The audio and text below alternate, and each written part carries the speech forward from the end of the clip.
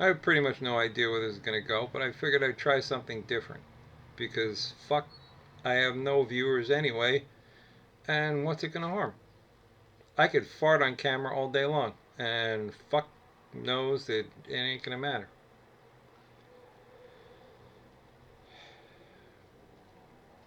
Have you ever killed a rat? No, I mean actually bludgeoned a fucking rat to death. It's pretty easy. I can tell you because I know.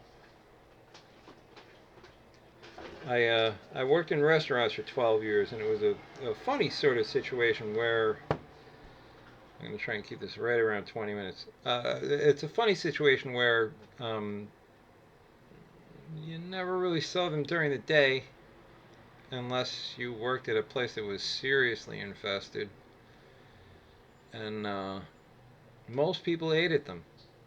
Most people ate at the places that I was working at because otherwise the restaurants wouldn't have been open. I'm going to tie this to storytelling in a little bit. Just wait. So, Gregor Samson turned into a bedbug. You know that's going to be the obvious thing that I would use, but it's not what I'm going to use. So be disappointed right now. Anyway, I was working in restaurants and I killed rats. Most people don't know.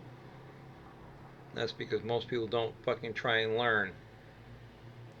The rats have a soft spot pretty much in the back of their neck. Their vertebrae are very thin, and if you just even tap it, pretty much, you can cripple them completely, and that stops their heart beating, stops their lungs pumping. They fucking, like, if you don't get them into an iron lung, who's gonna put a rat into an iron lung?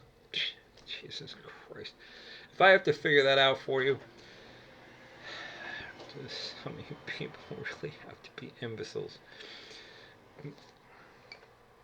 There is no iron lung. I'm gonna keep a pencil here just in case I get an idea. I don't expect I'll have any from beginning to the end.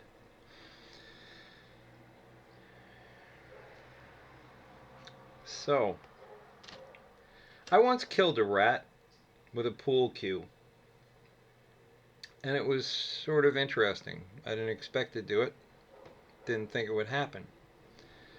I was sitting in my downstairs office working late at night, and I sort of looked up and I saw this shadow sort of running, not running, walking very quietly back and forth, but I saw a definite shape of something getting projected on the far wall from the drop ceiling, and it was definitely a rodent of some kind. It happened to be a rat kind, and I was not in a place where you would have thought that there would have been rats. I was living in my parents' house, and they were relatively well off, and we lived in a very nice neighborhood, so you wouldn't expect rats. But there I was, with the rat above my head, and I vowed the next day, that I would take the ceiling down and solve the problem as to where the rats were fucking coming in. So, next day, I started taking the ceiling tiles down, and I should have been wearing a mask because I didn't know it at the time, but rat feces are probably not, the dust around them is not something you should be breathing in, and I was breathing it in and not paying attention, which may have fucked me up for years to come, but I have no recollection of that because that was 30 years ago, so I was still going for my MFA at the time. Anyway, I took down all the ceiling tiles and then said to myself, holy fuck, there was a little outrigger underneath the floor above where the kitchen stuck out maybe like 2-3 feet into the yard, and in there was insulation, and there were things that looked like little tunnels.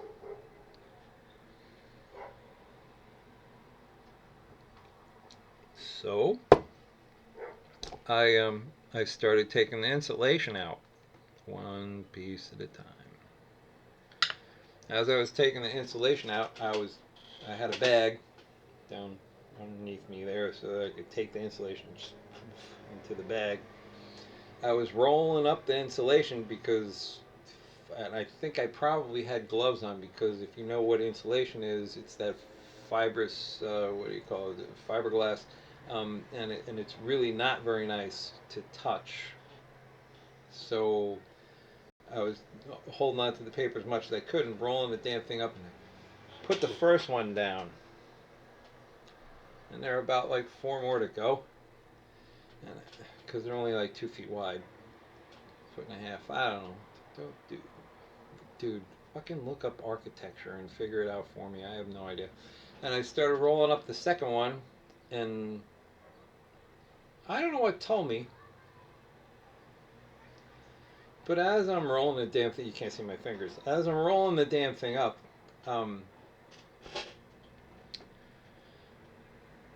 I start going to put it down, and I'm like thinking to myself, with no clue, no physical evidence whatsoever, there's someone home.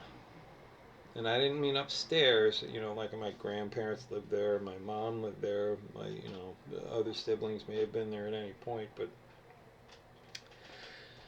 I meant someone was home, like inside the roll. It wasn't jiggling, there was nothing going on, there was no movement. It was an internal. So I went to go jab the fucking thing into the bag, and sure enough, what shot out the top? You ever get a rat in the face? I have. I got a rat in the face. The rat jumped the fuck out, like running full speed into my face.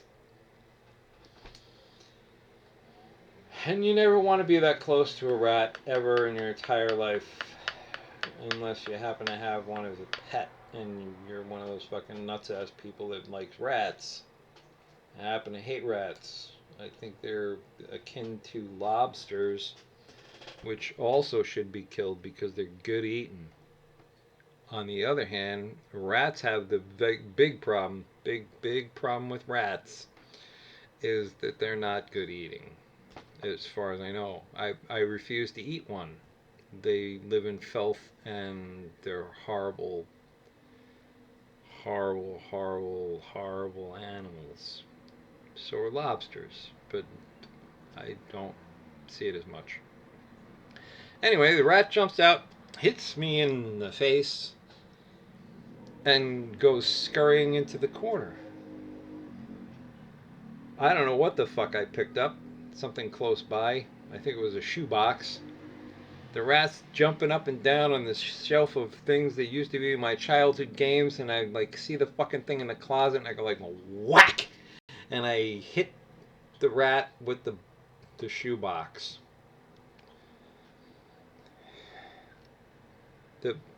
It didn't do anything because the shoebox is empty.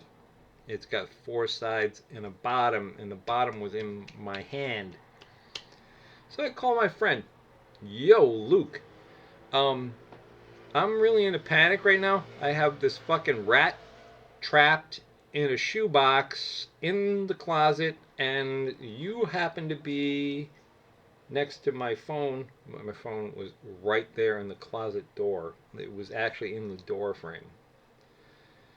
Don't ask me how that happened. It was the way I set it up, but I had to do it. Anyway, Luke comes over several minutes later, and he's got some sort of pistol. I forget the fuck it was. It wasn't a real powder burner. It was an air pistol.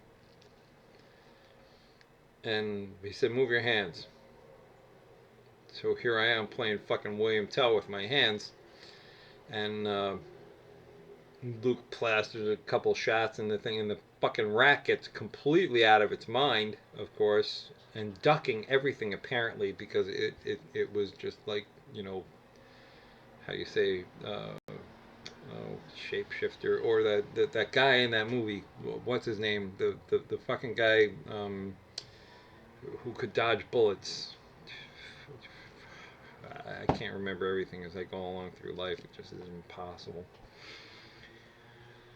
But what happened was, he took a couple shots. The rat got pissed off. The rat finally stuck its nose under the corner or something and got out of the fucking box. Oh, and then the fucking chase was on. The rat was around the corner. We knew the rat was there. We couldn't fucking find the rat. We chased the rat over to the place where the pool table was. Fuck. And in the corner of where the pool table was, there was an old bicycle that my father found that was stolen, that he got back from the police department because nobody claimed it. And the rat kept climbing up on the bicycle and jumping up toward the fucking ceiling, trying to somehow get itself out. And my friend took out his .22. This is the most dangerous fucking thing I've ever seen in my life. And I said to him, I think this might be dangerous. And he was a bright guy. He knew what he was doing. And he said, don't worry about it. The angle's going to knock it somewhere else. It's like not at us. So he shot at the rat a couple times. Fucking nothing happened.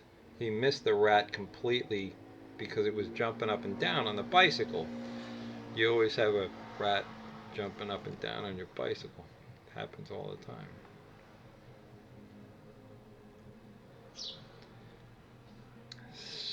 So the rat decided to go in a different direction because it was not having any success going up.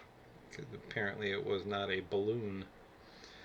And the rat then went to the left around the blind side of the pool table. I grabbed a pool cue for some fucking reason, and then I saw it come around the side, and I was like, you fuck! And I didn't want it to get away, and I was just sort of putting the pool cue down to make it go back in the corner again and stay in the area where the pool table was, because it was sort of secluded from the rest of the basement, and I knew it couldn't get out of there. And I accidentally whacked it in the back of the head, and the rat flopped over.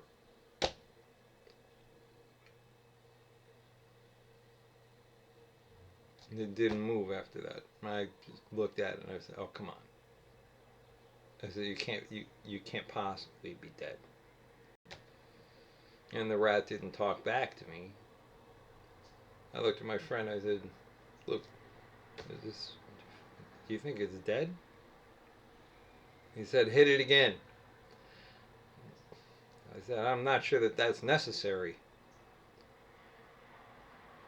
I poked it with the end of the cue, and it just moved over, sort of like a lethargic piece of gelatin. And we decided that the fucking rat was dead. And then we cheered. I remember cheering. We had cheering. Just like somebody had won a ball game of some sort.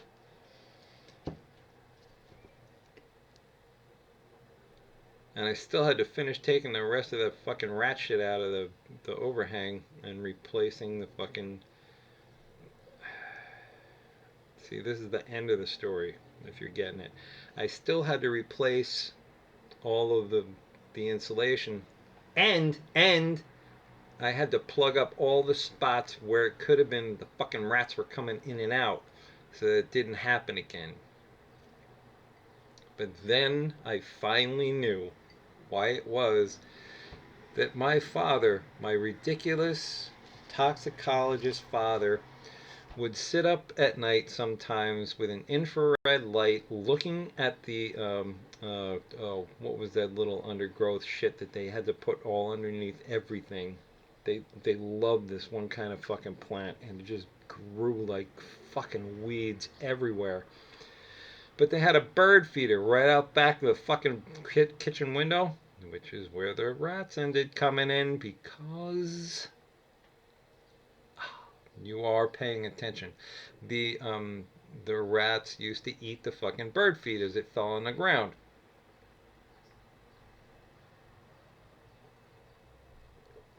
So that caused my father to sit out there with the infrared light looking for the rats at night under the pachysandra. That's the fucking plant. Goddamn shit. It grows up just high enough for a rat to get underneath it without being seen, except for just maybe a little shiver. I hate pachysandra. I will never have it in my entire life, and I hate people that have pachysandra because they infiltrate their own lives with rats. Alright, that was a little bit of an exaggeration. I don't know anybody who has pachysandra, and it probably doesn't even fucking grow here because I'm in Spain where it's hot and fucking people don't. No, that's not a hot ass plant. It may be an evergreen, but it's not this kind. Anyway, um, so my father sat there with the 22 pointed straight down practically at the bottom of the bird feeder, waiting for the fucking pachysandra to shimmer a little bit so he knew how to. And then you would actually hear the rats go. And they made this horrible fucking noise. Well, see, that's what bothered me about the rat that I killed with the pool cue. It didn't fucking make any noise. It just fucking died. It was like the most pussy fucking rat in the world, but it gave its all for a little while, like a mosquito. I know you don't understand what I just said there. The mosquitoes in Spain, they fucking come in, they're buzzing your ears while you're trying to sleep, and then you have to find fucking either close the door, track them down, wipe them out, or they're gonna be there all night long biting you just a little bit, just enough to give you, itchy things tomorrow. And I didn't want to have the busy bugs of a rat.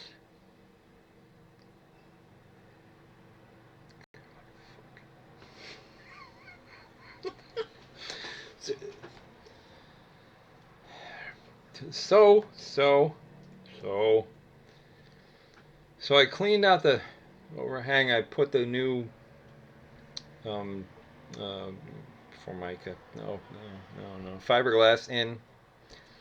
I cleaned off all of the shit from the roof tiles, put them all back up, and never had another problem again after I sealed off all the holes where the rats came in. And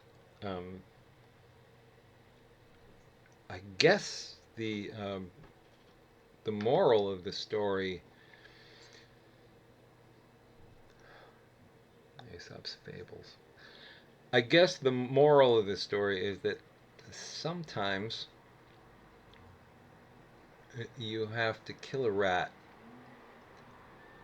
in order to make your life more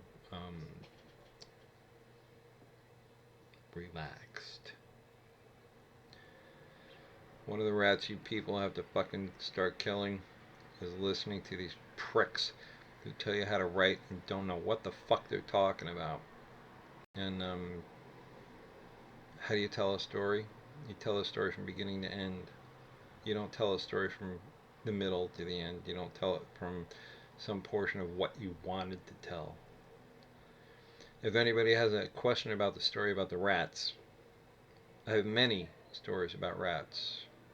Sometimes you have to kill a rat. Didn't want to. It just shocked me. But when you have to kill that rat, usually it's some other portion of your story that doesn't make any sense, and you need to throw that shit out. That's where you kill it. Kill a rat. I hope that made no sense. I hope you won't subscribe. I don't look forward to seeing you ever again.